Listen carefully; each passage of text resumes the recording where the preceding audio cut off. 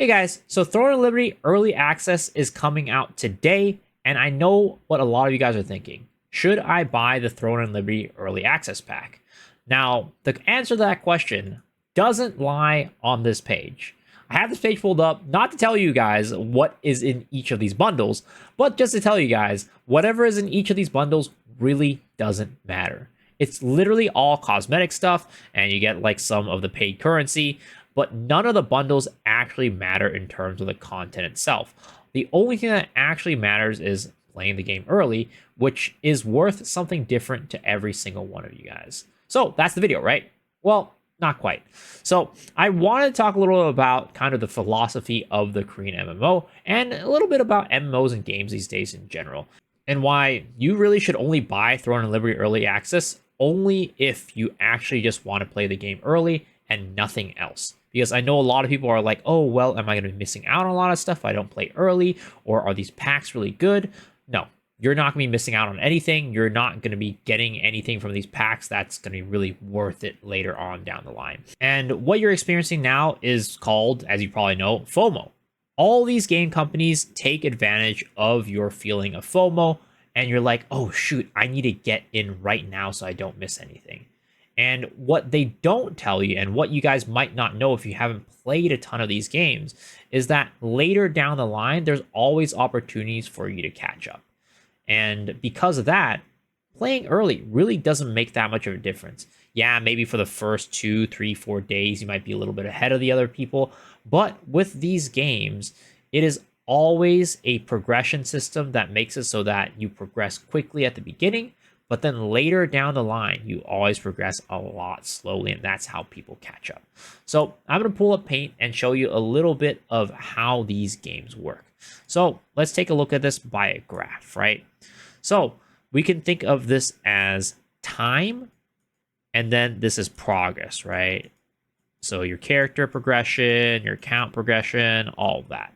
So with all of these games, all of these Korean MMOs, progression is really, really, really fast at the beginning.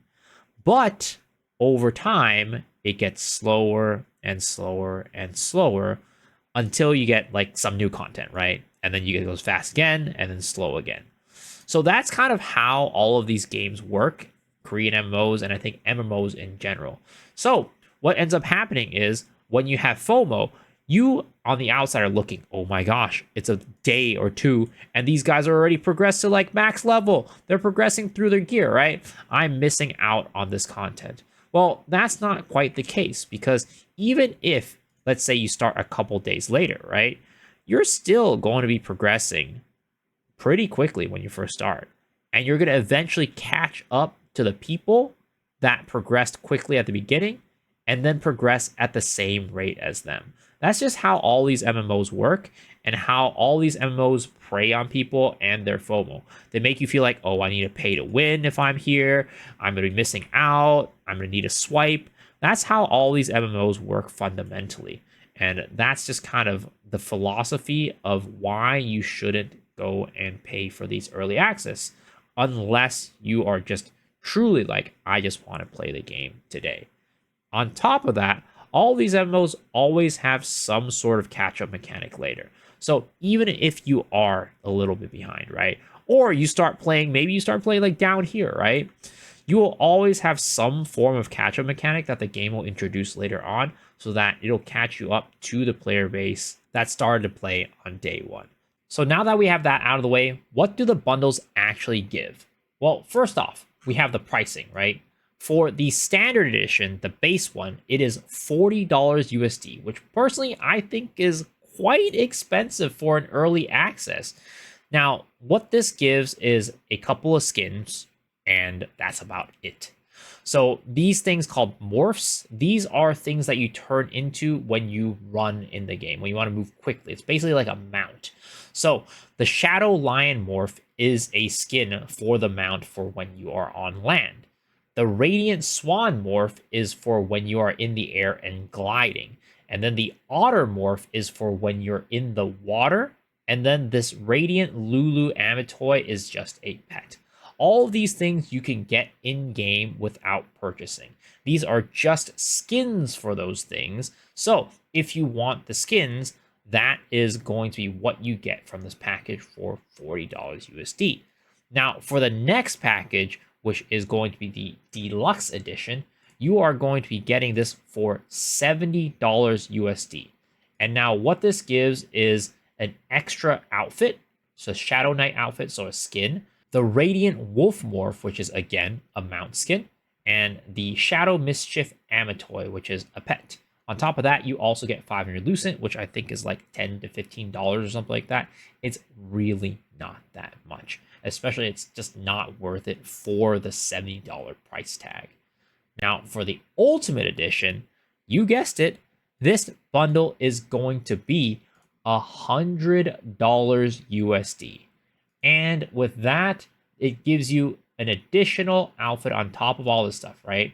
It gives you another morph, so the flying morph, the wyvern morph, and then the shark morph, which is a water morph, which is kind of like this one, the otter one. And then also gives you another title, and then it gives you take the throne emote, and also this one gives you another title, right? And this one also gives you 1,000 Lucent, which is like, I think, $25 in the cash shop, which again, just isn't worth it at the end of the day. You shouldn't be buying it for the Lucent. You can get that by yourself later on if you really wanted to. You really only should be buying these if you want the skins. And to be honest, like I said, I think that these are all just way too expensive. So really purchase them if you just want the stuff in them and not because you think you're going to get some sort of advantage. And while I just told you guys not to FOMO, I know some of you guys are still going to be like, oh, but what if these skins don't come out later again, right? Well, if we look at history of these games, usually these skins are pretty limited for the most part, but skins in Throne and Liberty do tend to come back later on down the line. There's really not too many things that don't come back down later along the line, but we have seen in the past that Founders Pack stuff in these games don't come back. So there definitely is a chance that you won't be able to get them anymore later. So if you really did like these skins, go ahead and buy them. But from what I can tell, there are some really cool skins in this game later on down the line that you don't think you're going to regret not having one of these.